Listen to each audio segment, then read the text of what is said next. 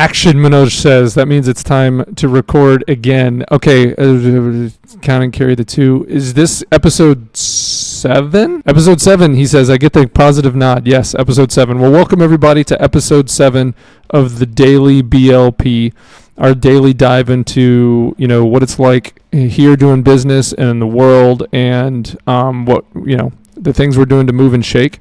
All right, let's roll. Let's get down to business. First things first, I've got my coffee, and I just noticed I've got the old logo. So when we first started the company, our name wasn't Panacea Smart Solutions. We had this name, Nexus Services or something like that, something my business partner came up with. And we ended up changing it because we were worried that one of our business partners was going through a relationship spat, and we didn't want the business to have any relationship to that previous relationship. A lot of ways to say the word relationship. So we said, let's change the name. And believe it or not, Manny came up with the name Panacea. He sends me an email, hey, we want to change the name, come up with some ideas. So we're coming up with ideas. And then he sends me this name. I'm like, that's a cool name. I'm like, I've heard that before. And I look up on the history, and it's Greek goddess of this and that. And it's really about having a solution to everything. But he got this little logo with a bunch of colors, like the yellow, the orange, the green, and the blue and stuff. And I think he got somebody on Elance or some, marketing mercenary website for like $50 to put the logo together and give it to us. I'm like, oh, that works. Let's do it. And we went with it. We had it a couple years, and all of a sudden I'm on a EHR website I think it was for Advanced MD, and I'm on their marketplace where companies like us that do billing and everything can go to sign up to be on the marketplace, and their clients can find us and engage with us.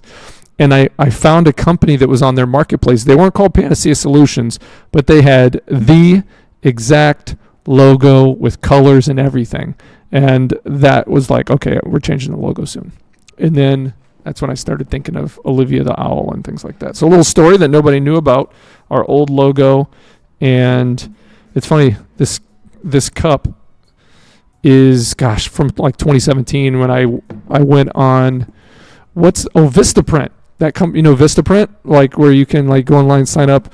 And I was looking at stuff for them, and you could sign up for this. They'd send you a box of random stuff every month, and to try to get you to buy some of that swag. So they sent me a coffee cup, they sent me a t-shirt, they sent me a mouse pad. Somebody in the company has the mouse pad on their desk right now, but all with this old stuff on it. And but we never really used Vistaprint for anything. But anyway, some random stuff. So let's get rolling into what's going on. So a little bit's happened since yesterday. I know yesterday Bob didn't make it on the show. He's not going to be on today. He's super busy. Like he said the last time we talked to him, he's starting to get a full book of business from Arsenal. So he's going to have a couple MSPs that he's calling for. But he's still kicking butt. I got on the phone with him, talked a little bit about that opportunity that he booked, that lead that's coming up in a couple weeks.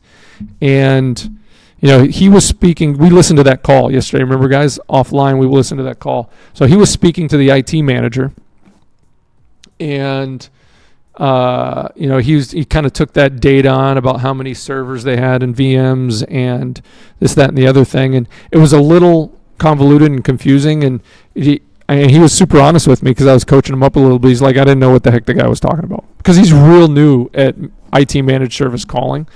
So I coached him up a little bit on what a on-premise server was versus a virtual machine, or multiple virtual machines that might be on a server. It's like, oh, that's super helpful. Now, and at least when I hear somebody talking about it, he knows better than to try to get into an intellectual IT conversation with somebody because you don't want to act like you know more than you really know. But he's at least going to understand what that means, collectively as an opportunity. If he hears VMs versus physical servers versus, laptops and tablets and all that kind of stuff. So that was cool. But looks like it might be a relatively good size opportunity. It's probably going to be something that we call, like a hybrid kind of solution where we do a co-managed IT situation, which is exciting. We love to do that. We love to work with clients that have a good staff internally, whether that's just someone who's trying to manage everything, one, FTE, working their butt off, probably working time and a half or double time to get everything done. Typically we find they're just buried and trying to keep the little fires out, and they never get to do the big stuff that they want to get done that's best for the company. So we can give them tools, resources, people on site when they need it, or just remote to help with all the nagging little fires that all the employees cause in the company by things going wrong, so that they can focus on big projects and then, have help from us when they need that. So I'm excited for that. And the other cool thing about that, it's helpful. It's again, another win-win situation. Gives the company what they need, gives us an opportunity to make money without as big of a resource outlay and investment from a tool set standpoint. So those are always fun. So again, kudos to Bob and Arsenal. Another thing I figured out, this is something I wanted to bring up here too, is in getting on the phone with him, he coached me a little bit about some of the stuff that they provide for us. And one of them is this portal, right? They have this custom, I think they use Salesforce portal they give their clients. When I go into that portal, I can dig around, I can see dashboards, I can kind of pull a report that says, here's how many calls he made yesterday and blah, blah, blah. But he also said, hey, do you have he said you should, but do you know how to get into like the actual client and contact account to see my notes and stuff? I'm like, no, I tried, but I couldn't figure it out. So he didn't show me how to do it. I just kind of figured it out as he was watching me, because I learned how not to be dumb. And I got to the point I could see all his notes right there, so I wasn't relying on an email from him. And then he said, you can actually, put in notes from my meetings. So I can go in there and put notes so that he can see the results of the meetings that I go on that he sets up, which is actually, that's a big deal if we're going to collaborate and be a team. The other cool part that I noticed about them, and I only bring this up from a business organizational standpoint and things that, as a company like us, when we have people and teams and we're trying to build and make more efficient and equipped to kind of get better results, a really cool thing that they're doing is, they focus on business growth through outbound pre-sales and sales and marketing. They're doing some digital marketing too for their clients, but they have one person in particular, and her job is to check in on the results of booked appointments that their team gets. So when Bob books an appointment, he puts a whole bunch of stuff in. The call is recorded. I can listen to every call, and I don't, because I don't have that time, and it's really awkward listening in on someone else's call, even if it's recorded. I just feel weird. But anyway, I get good info from that. But this person in particular, I won't say her name because I don't know if she wants to be mentioned on the show, but maybe someday we'll have her on the show because I think her job is valuable. It's really cool. She jumps in, listens to the recording, and pulls out all the things that their team members are trained to do, and then they get points based on whether or not they do those things. So she's got the scorecard is in the little dashboard that I can look at for that contact record. And it said like +1, did this, +1 did this. So on his call to them, and there's a possible 10 points on every call, he had +8, -2, so he got an 8 out of 10. The only things that he got marked minus for was he wasn't talking to the decision maker. He's talking to the IT manager, who's definitely a powerful influence. Like, it's got to get by him in order for the decision maker to say yay, but not the decision maker. And the other one, I can't remember. It was relatively minor. It wasn't a big one, but important. But the moral of the story is they figured out a way. Manish, I'm talking to you here too, is like, I know we're interviewing and bringing some more people in our office there in Noida. We're trying to build a team. I sat down and did an interview with one of the gentlemen. We're going to interview him again on Monday. But we're trying to build a team that can do this kind of work, right? For us, not from an IT standpoint, but from the healthcare side. What they figured out is he put somebody in a position that listens to the calls on successfully booked appointments, and then they test the calls. The people are trained to do certain things on the call, obviously be successful and book the meeting, but did they get all the stuff? Did they confirm the address? Did they send the email? Did they confirm they got the email? Did they ask how many computers? Did they ask how many servers? All the things we need to know to qualify the opportunity. And the better they do that, the better the call rating. That gets collectively tracked all the time, and then the better their result, the better their reviews and their appraisals go for that kind of stuff. So not only, and I would argue it's probably a big reason they're successful and Bob's being successful because he's doing the things he needs to do. And when they do all those things that they get graded on, the chances of me closing a deal on my end are higher because I have more information. So I thought that was really cool. And that, so when we look back at Adnan, when Adnan was with us, we weren't doing that, right? We were basically, because we don't have that infrastructure built, but we can start to think about how do we do that. I don't think it would be that difficult. He was out there making calls, busting his hump, but we just kind of said, sink or swim, buddy. Good luck. We weren't necessarily saying, okay, what can we do to evaluate your calls, pull out the good, pull out the bad, do more of the good, less of the bad, and over time see improvement. What do you think about that? Yep, I completely agree for that. So, yep, I think that's a good process that we can implement in our marketing and outbound calls also. I don't think having We one can person in the seat we can do it, but I think if we build a process before we have even a structure. team built, right, and we do what we can when we bring people in, but now we can go. Now it's time. We have 2 people doing. We have 3 people doing this. Okay, we know what we want to do. This. How do we do this? Let's implement it. That kind of a thing. Yep, that sounds good. And I completely agree on that. We I can bet do you we can, that. with all the stuff we have in Zoho. I bet you we can do it because not only, I mean, Definitely we can do that. I think we could use some of the systems within, whether it's CRM or some of the other things that plug in, to even build kind of like a portal, that we can use, or our clients at some point can use, for instance, like on the marketing side, where our clients could see, like picture our clients, like our digital marketing clients being able to log into a quick portal, and depending on what we're doing for them, they can see certain things.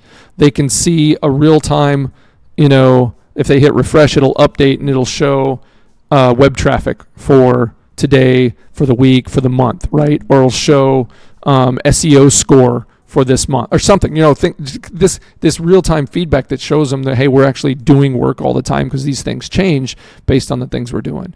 And if we've got clients that we're doing sales calls for, or internally that we're trying to check in on our team can, our caller can have a portal and see how he or she's doing, and we can do that as well, right? So anyway, Yep, that sounds good. so just hey, anybody who's watching this, if there is anybody watching this, this is how we work. So and the reason I like to share this kind of stuff is, I think it's important to show some transparency into how someone operates. We're not necessarily giving away any secret sauces or recipes here, but if you're watching this and you want to give feedback and thoughts, leave some comments. Let us know. We read those things. We'll bring them to the forefront. Heck, if it's good enough, we might even bring you on to the show. If you're local, we might even sit you in a chair, or bring you on the Zoom line. So anyway, very cool stuff. Another couple of things that we've got in the hopper might be going to Chicago tomorrow for a day or 2. It's it wasn't necessarily a planned thing. There's a medical conference there that one of our clients goes to. We went there and we were a vendor there a couple of years ago. It was fun. Got a couple clients because of this client of ours, set us up with some meetings, but they had nothing necessarily to do with having a table and paying 10, 15 grand to have a table there and stuff like that. But we had a lunch meeting and an evening meeting, and we got a client out of it. So possibly some meetings set up. Hopefully I find out relatively soon so I can tell my boss for sure that I might be gone overnight. But that could be cool. We might have some news to talk about as far as new business. What else? Oh, I think I brought this up a couple episodes ago, that we had a client that it kind of notified us that they weren't happy with something that we were doing from a workflow standpoint for them. But we were only doing that because they requested a little over a year ago for us to do things that way. We evaluated the request. We summarized the request back to them, making sure this is what they wanted. And they got back to us and said, yep, that's exactly what we want. Well, year and a half, this is a little summer, year and a half later, their owner came back to us, hey, this is wrong. You shouldn't be doing this way. You should have got my approval. You were in breach of contract. I want this corrected within X number of time, or, you're in big trouble. You're going to get a spanking, whatever. But we were kind of going back and forth. I wanted to do a call, wanted to even meet. I was willing to fly halfway across the country to sit down and meet with these folks, because I think that's a lot more productive. And didn't want to do that. All I wanted to do was go back and forth an email. It turned into basically, a pissing match between two people who have their angles, and they're the things that they're trying to protect, right? So completely understand this individual wants to protect his business and what he thinks was right based on his lens that he's looking through. And I'm looking through the lens of our side. I'm saying, hey, we wouldn't have been doing things this way had you not asked us to. We were doing things the other way until you guys asked us to fix it. Anyway, we went back and forth a bunch. And, we've got our legal counsel involved just to evaluate the messages back and forth. And again, I only bring this up because this is the reality of doing business. We're not getting sued. We're not suing anybody. But this kind of stuff doesn't happen often. But when it does, it sucks. I'd rather just sit down with somebody and have a real conversation, find out what they need to happen, make sure it's okay on our side too, and then move forward, right? But I think in this instance, maybe, and I'm just guessing, I could be totally wrong, but my guess is that the individual that we've been talking with has probably been burned in the past and maybe been taken advantage of and ended up on the wrong end of the stick of some of these type of things. And because of that, he's kind of evolved his way of doing business into like this, right? Keep it disconnected as possible. Don't make friends. Because he's probably been, I'm guessing, I don't know, but maybe he's been burned and he's like, I'm not making that mistake again. And so yeah, it's just weird. So every email we get, we send over and have our legal counsel look at it, and they get back to us and they give us their opinions. And I really like who we work with because they're really down to earth and they're not cutthroat. They're not looking to get us into a bunch of legal action so they can make a bunch of money. They're really trying to give us common sense advice. And so, a couple different options. This, they're obviously wrong. We think you're right. We don't advise you suing, but if you did, you'd probably win, but you're still going to have to pay a bunch of money over a year time to people to do all this. It's probably not going to be worth it just to be able to come out of it and say that you win. You know what I mean? So, this is probably the first time we've ever gone back and forth with someone this much to have what seems like a unreasonable conversation between two grown adults. You know what I mean? No one's calling anybody any names or insulting anybody, but it really is kind of I'm right, you're wrong. No, I'm right, you're wrong. And I finally kind of just said, hey, let's agree to disagree. This is going nowhere. Here's what we're doing.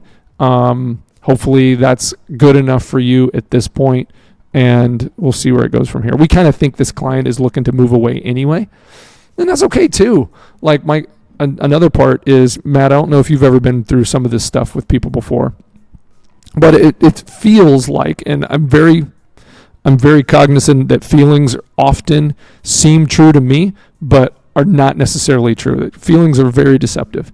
So I generally don't make big decisions on feelings, but it feels like this person read our agreement, tried to pick out the angles they could take to get to the conclusion that they want, right? So maybe this is a big client of ours. Maybe they're like, we're paying these guys a lot of money. We think we can, based on some of the decisions they made recently, we think we can do it more efficiently, cheaper internally. We think it's time to do that.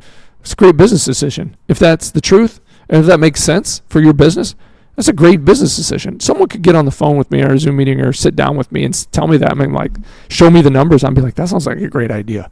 Let's figure out how to make that happen for you so it's not painful for us, because we've invested a lot in your company, and it's not disruptive and painful for you, right? As opposed to, let's look at the agreement, find all the ways we think we might be able to catch an angle to get out of this thing, to that we don't necessarily care if it screws the service provider over in the agreement, but we do care that we come out unscathed, because that's what this kind of seems like. And we know that, when a lot of the times in a people industry that we work in, Manish, Manoj, you guys know this, Matt, you know this, we don't have any AI doing work for us. Sometimes we ask AI to help us, type up an email because we're in a hurry. But when you're in a people business and you service a client with services provided by real people, that you have a responsibility to the client and your people too. So what we try to do is avoid a situation where a client can just say, hey, I've had enough. Let's just stop this tomorrow. Because now we have to, especially if we've got 50 people working for that client or 20 people, we got to turn around. If we don't have something for those people to do, it's irresponsible for us to keep them on the payroll with nothing to do, because it's just dumping money down a pit. And it's disrespectful and irresponsible to them to just say, guys, sorry, but we got to let you go. Don't come in tomorrow. You know what I mean? We don't ever want to be in that kind of situation. And so, but when these kind of situations where clients just try to spring one on you, and try to find a loophole or something, it's just, it's kind of like, that feeling you get when you haven't taken a bath in for a few days. You know what I mean? It's just kind of slimy and you're just like, oh, I got to get some of this off me. But anyway, I won't go too deep into it. I just like to share. Go ahead, Manish. Go ahead. I would say, Brian, ethically, this is not right. Whether we are doing business or we are in the employment or anywhere. So ethically, this is not right. If we are not happy with any services or something like that, we are not happy with the services or we are not happy with the employment, we are not happy. We should give some notice. We should talk and we should understand what is happening around. Yeah. Yep. And ethically, we shouldn't say that. We will not work tomorrow with you guys, so let's cut off or something like that. Yeah, because if we just turned around and did that to one of our clients, which our agreements say we can't do, that would be wrong too. Because especially if we're providing a service, take this client in particular, we're providing day in and day out services that help them get paid, right? And if we suddenly said, hey, screw you guys are treating us like garbage, we're just going to take our ball and go home, have fun figuring that out, we would be breach of contract, and they would be really struggling to find enough people to get the work done. They have some people in their office, but there's only so much work 2, 3, 4, 5 people can do when 15 people are doing the work right now. And you can't just go out and pick people up off the street to do this kind of work. So, and we would never do that ever. We've had plenty of situations over the years where we felt like, the deal that we made to work for a client after 6, 12, 18 months wasn't a very good deal for us. We've had plenty of those. But what do? We honor it. We try to have a conversation to see if we can make it more fair. If not, we honor it. And we ride it out. Try to, if it's a bleeding kind of thing where we're losing money on it, try to figure that out, become as efficient as possible. But we definitely don't, because we made the deal. You know what I mean? So whether it was a mistake on our part or we were just willing to take the hit to get the business, and sometimes we do. You know what I mean? It's like companies that sell printers don't make any money on the printers. It's a loss leader. The line item on the printers they sell is a loss. They make money on the ink. Sometimes we have loss leader clients. We want this client so bad and we're going to give them the best service, but we know we're not making any money month in and month out, but we really want a good relationship because they know a lot of people and they're willing to refer people if we do a good job for them. Sometimes you have those kind of deals too. So anyway, thanks for the input, Manish. I appreciate that. Matt, have you ever had issues like that? Where you're working with clients and it's just as opposed to having a rational conversation, you're in my conversation that we've had over, going on 2 years when we want to change things. It's we just kind of put our ideas out there in an email and a call and then we work them out, right? And it's always been malleable. Lucky enough, nothing too similar to what you've really done. One thing that we've experienced in what we do, so for the viewers out there, I run Pivot Studios, which is a media production company. So we make podcasts and videos, so more of a creative kind of thing.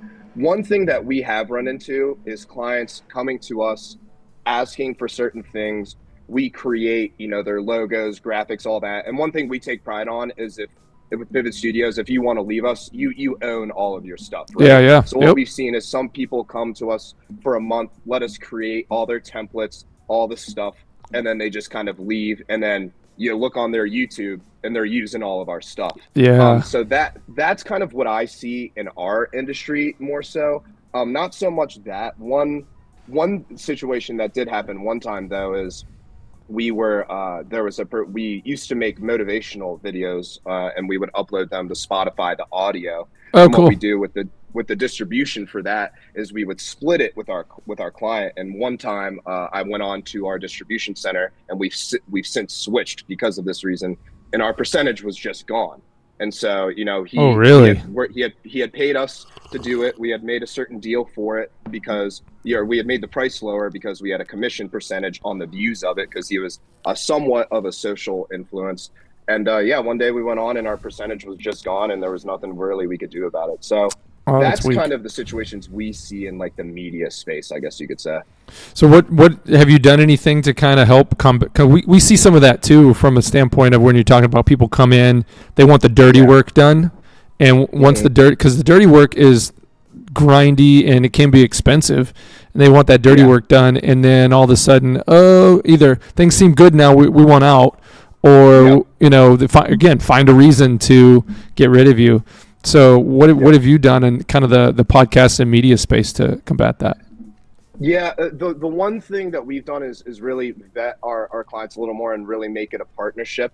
Another thing that we've done is we've inputted some clauses in there as well. Like I think you were talking about the other day, like the performance clause. A lot of people are like, hey, it's not performing well, so blah, blah, but it's like, hey, well, in podcasting XYZ, you need to do some certain things. So performance clauses.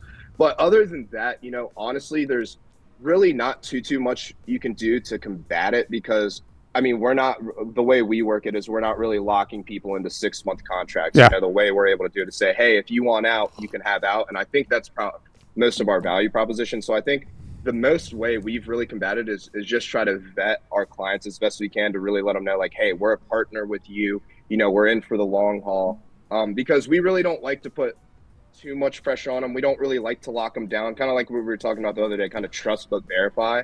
But to be completely honest, that's one thing that goes through my mind a lot because, I'm not really sure how exactly you can combat that unless you commit them to a contract. And then at that point, even say they go out of the contract, our deals aren't like $10,000-$15,000 deals for a podcast. So it's like, if they just leave and we have a contract, is it even worth it to take them to court at that point? Your lawyer fees. So do you have any insight into that? Because I can think up to the smaller the deal, the less choice you really have, and the more you work. I think you work on trust, right? Like, and for the first 5 or 6 years of us as a company, our deals stayed relatively. A couple grand a month is a lot of money for our clients and for us too. Like that kind of stuff matters. Believe me, it matters. I'd rather have $400, $2,000 a month clients than one $800,000 a month client. You know what I'm saying? Because that one $800,000 a month client could get a new CEO or change some board of directors, and all of a sudden they don't like cutting that check to us anymore. We've had this kind of stuff happen, and they just make moves, and all of a sudden you've got a third of your revenue gone that you're trying to make up for, right? And that generally doesn't happen unless you really suck at what you do. If you have a big diverse group of clients, right? The challenge there can be really hard to manage 400 clients that all want the service level of a $100,000 a month client, but they're only $2,000. So you got to figure out and kind of curb enthusiasm and what you can do for that client and manage expectations. But to answer your question, the bigger our client deals got, the more that we learned we had to put something in place. Because what started happening is we started seeing those things. Like if it's if we're doing revenue cycle management for one provider client, and let's say it's mental health and it's part-time, they're only seeing 20 patients a month or something.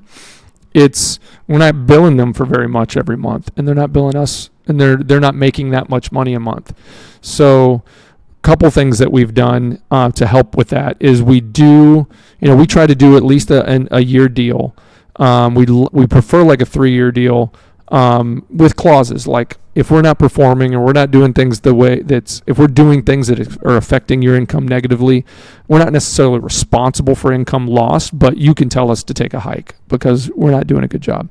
Or, let's say we get bought and you don't like the situation for the buyer, or there's a couple different things that way. You can put things in the agreement that make the client feel comfortable to give them options so that they're not stuck in a bad place if something bad happens to them or we suck. But especially like in IT and billing, similar in that when you bring on a new client, typically they don't want to work with a new company like us because things are going great. They want to work with a new company because the incumbent is doing a terrible job and things are a dumpster fire. So the first 3 to 6 months is when we're putting heavy resources in to get them righted. Kind of similar to you when you're working either for a startup media opportunity or someone where you're developing all a bunch of new stuff, a new show, new logos, new everything. You're doing a lot more work in the first 3 or 6 months than you are doing the next, because you can you get things set and maybe you adjust here and there, but you're coasting. The wheel's moving. It doesn't take as much energy to keep the wheel moving as it does to get it started. So, but what we found sometimes is we'll come into a new client, like a revenue cycle management client in particular, where the first we need 6 months minimum because it takes 6 months to make a change. Because the healthcare industry, where money is concerned and insurance is, you go to the doctor, you give them your insurance card, they say, okay, you're covered. We can help you with this. You go to check out. Hey, this isn't going to cost you anything. It's going to cost you a $40 copay. By the way, go get your your drugs to help you feel better. And you go and it's covered too. Awesome. You're paying a premium out of your check, or you're buying your insurance, or maybe you can't afford that and you've got state funded kind of stuff. But you're taken care of. You can afford it. And then what's happening on the back end is clinics and hospitals, they're taking that information and they're tracking it all. What all did we do for them that day? What's the amount we can charge the insurance for that? Typically it's that what gets charged out is they know multiple times is more than what they're going to get paid for. But if they don't charge the more, they won't get paid the less because they've got a percentage agreement, right? So if it really costs them, like people always laugh about, why does this Band-Aid cost $50 when you go to the hospital, right? It's because if they charged 50 cents what it really cost them, the insurance will give them a percentage of that 50 cents. So they got to charge $50 for a Band-Aid in order to get the 50 cents to pay for the cost of the Band-Aid to have it in stock. It's a bit of a racket. It's silliness, but some of that goes on. Same thing goes for surgeries. Same thing goes for physicals. All the things you get from your provider. Well, there's a lag. Right, so you get seen today, a bunch of stuff goes into your chart, that gets moved over to an internal bill team or somebody like us, and we're working things in a queue as fast as possible. Our turnaround, we try to say within 24 hours we have claims out, because we don't want them sitting, because the longer it takes to get the claim to the provider or the insurance payer, the less likely it gets paid. And then there's the question of accuracy. If you're not super accurate, everything's not spelled right and all the numbers are right, even if the person at the insurance company can obviously see who this person is, they have to deny it, because something little thing is wrong in there. They have to deny it, goes back. So it generally takes at least 15 business days, if the insurance payer is on top of their game, to get approval or rejection back.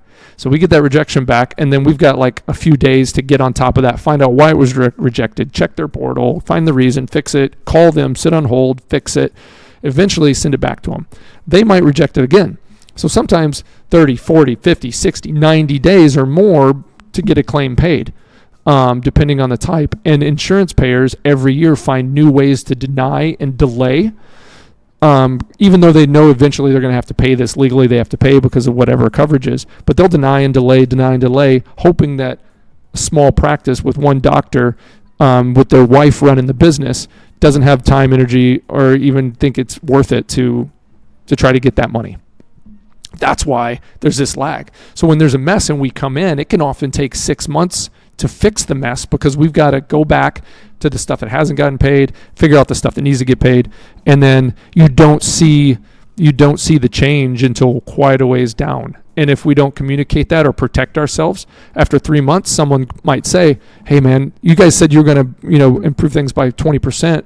Things aren't getting better. Man, we want out. We got to protect ourselves against that kind of a thing. It might even be, you might even see this kind of stuff in podcast world. If you get somebody that isn't willing to have a cool head, hey man, why don't we have enough views? What's going on? You said we were going to be doing better by now, So. Yeah, no, definitely. And yeah, that's great insight. And yeah, that is just that's really interesting. Just what you were kind of saying with how, the markup and everything like that works in the medical industry. That's really interesting. Yeah, it's I don't know. We could dedicate a lot of time to that. And I'm not the expert. I don't do all that work, but I've learned a lot over the last couple of years of kind of being involved in this industry. But going back to you and what you're doing, it could be something like, when you're going, like, I remember when we first started talking, and that, I'm not going to share numbers or anything, but the first quote you gave me was like, I was like, dude, there is no way. Yeah. I can understand how that money could be used to build something awesome, but like, there is no way. And maybe if I could have afforded that, we could have put a lot more energy, effort, and bells and whistles into something and maybe seen bigger results. But I was like, if that's the reality of what it takes to do this and have someone, that knows what they're doing, do it, as opposed to me trying to figure it out, man, it's going to be a while before I can afford that. And you're like, I get it. So you probably went back to the workshop with your guys and said, okay, what do we got to pull out of this and make it work? Yep. And we got to a number that worked. But I don't remember the exact conversation. You didn't lock me into anything, but it was like, I understood. I think part of the understanding is because I built businesses, I understood that I knew I wasn't going to see results in a month or 2 months or 3 months or things like that. Right.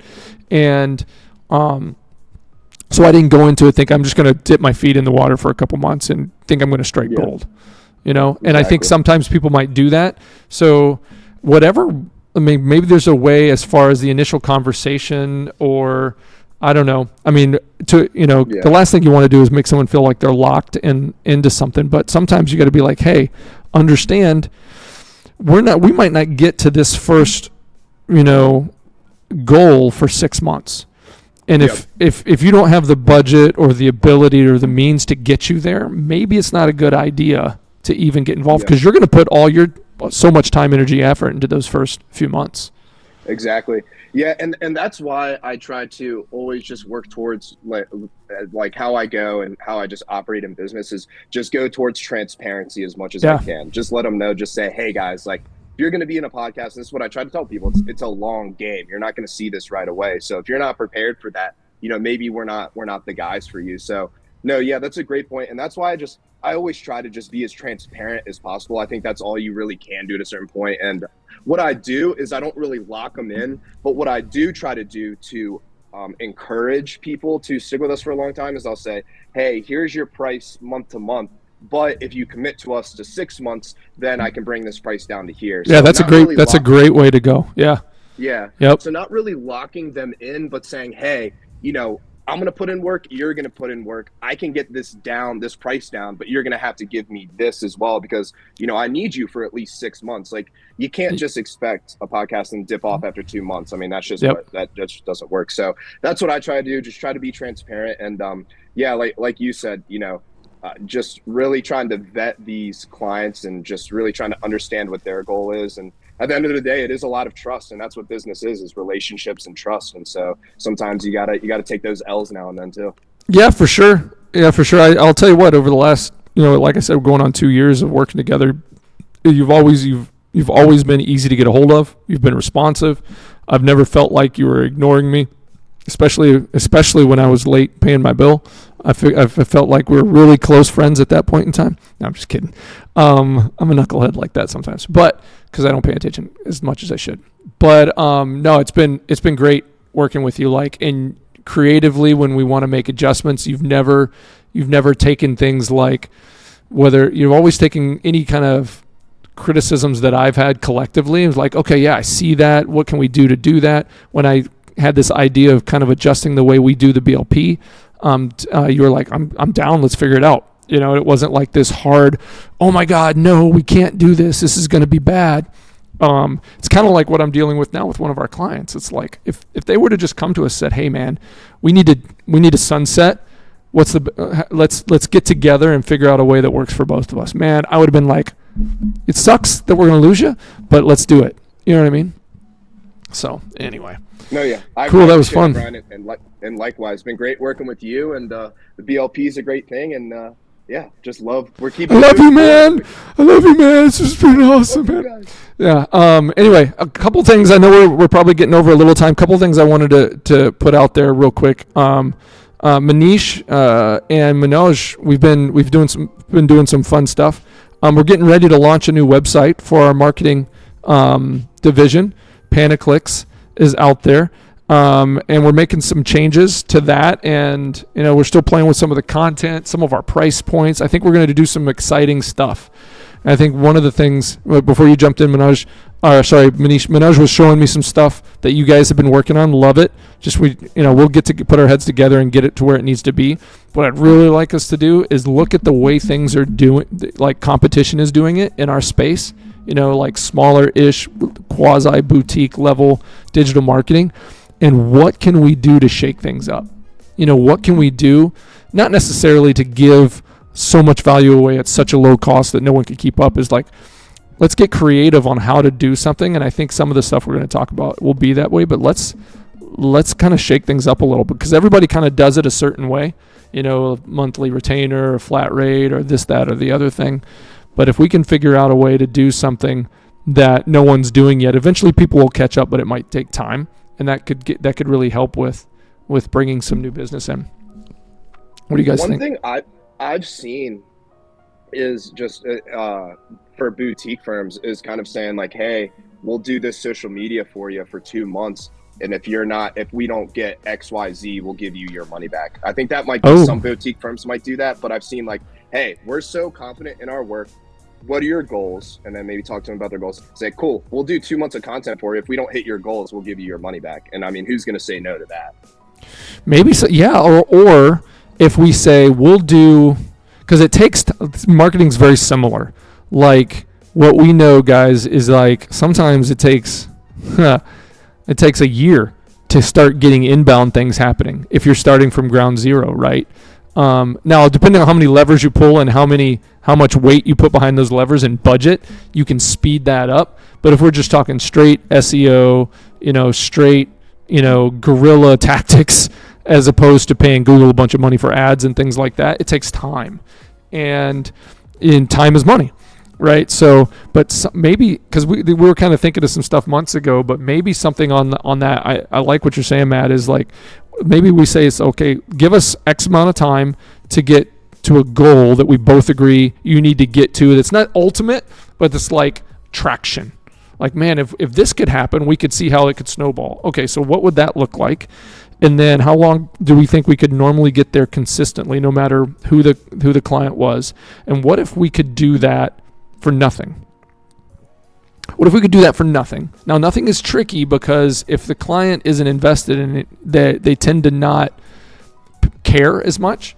But like, you look at what's made companies in the software industry like explode and become just like, hundreds of millions to billions of dollars companies like Slack, like Zoom. They all lost lead with free.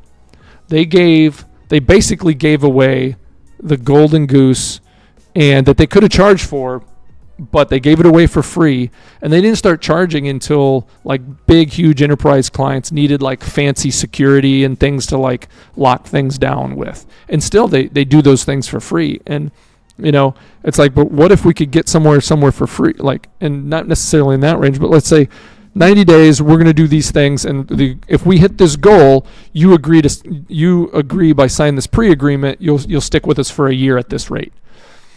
Because we've shown you that we can get you here in 90 days. Guess where we can get you in a year? That kind of thing. Maybe something like that. I don't know. Yep, I agree, Bran.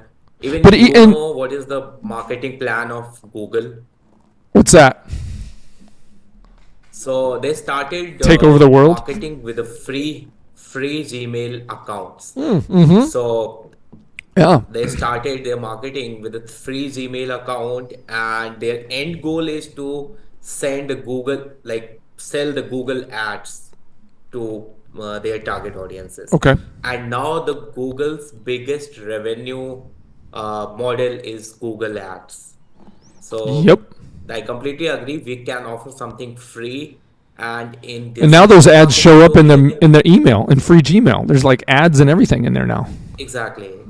So they started their business with a free Gmail account. They were giving Gmail accounts free for everyone because, and still Gmail accounts is free because their goal is not to make money from the Gmail. Their goal is to make the money from the Google Ads. Yeah. Yep. So that's the goal, yeah. Yeah. And Something that in has our real digital value, domain, right? yeah, something that has a real value. So in our digital domain, the real value is like to doing a deep audit of any website and creating a well-versed report why website is not performing, what is the lag in their SEO, and what are the improvements that needs in the website. That things that we can offer that can add a value for any business. What about something like And this? similarly I for got to be careful because it could be a good idea. I think someone's already doing this too. I just don't know who. Like we talked about, I talked about like having a portal for a client. What if we were to develop a basic portal that gave certain feedback metrics based on their domain, their website, even somehow find a way to interact with major email platforms like Google and Microsoft, at least paid models where they have their custom domain built into it. And we gave them for free the ability to monitor the effectiveness of what they've got, the effectiveness of their website, their SEO, email open percentages, those kind of things for whatever they're doing. And then that was just free. They could log into the portal. They could see that. And then even for free, we gave the ability to access a knowledge base, to learn how to positively affect those things and do it themselves. Like we gave, like in their portal, they could click on knowledge base and they could go to tutorials on how to improve their SEO. And if they had the time and the energy and the ability, they could go in there, learn those things, do it, and get better, and then see all that for free. Because what tends to happen is a business person, as they might go in there and spend the time to learn things, eventually they're not going to have time. But they're going to want to work with somebody who knows what they're doing to do that for them. And we're going to be a click away.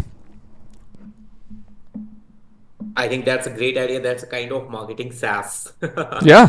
So I Yeah. would say it's a kind of marketing SaaS product we can build around, like if you put your domain, your industry, your goals, your objective, and your website details on the tool, and you will get all, All right, we might need to the edit this out of the insight show because I don't know if I want to put this out there. Matt, do you know of anything like this that already exists? I'm guessing there probably Yeah. is. I actually know a specific company where you guys can white label it yourself. I actually just got off a meeting with a colleague the other day who's one of our partners in filming back in Charlotte. Yeah. And he was showing me his dashboard. I was just curious about we were comparing performance on some of our videos, and he was sharing his stream, sharing his performance, and I was like, holy crap! It pretty much what you were talking about. It was like Instagram clicks, who it is, get the information, Facebook, Google Ads, and I was like, holy crap, man, what is this? And I forget I have it in my notes. I'll email it to you. I forget the company name, but he was like, said the company name, and he was like, you can white label it yourself, and then you can go and sell access to others. The clients. So I'll email that to you. It's somewhere in my notes, but there is a specific company where they encourage the white labeling. Oh, that's cool. Yeah, send that to me. I'll take a look at it. Manish will send that to Manish too. Have him take a look at it too. He might be able to look at it faster than me. Yeah, I'll send that to the team for sure. Awesome. All right, guys. Well, we took a lot of time today. Thanks so much. We won't get to Doge today. We'll double up on it maybe tomorrow and talk about some exciting things. But this has been fun. I'm enjoying having the ability to dedicate time every day to talking. And as we go, we'll get creative with bringing people in, and hopefully people find value in what we're doing. Thanks, everybody. Episode 6 of the daily... No, 7? 7. Edit that out. Episode 7 of the daily BLP is in the books. Thanks, everybody. Have a great day. See you tomorrow.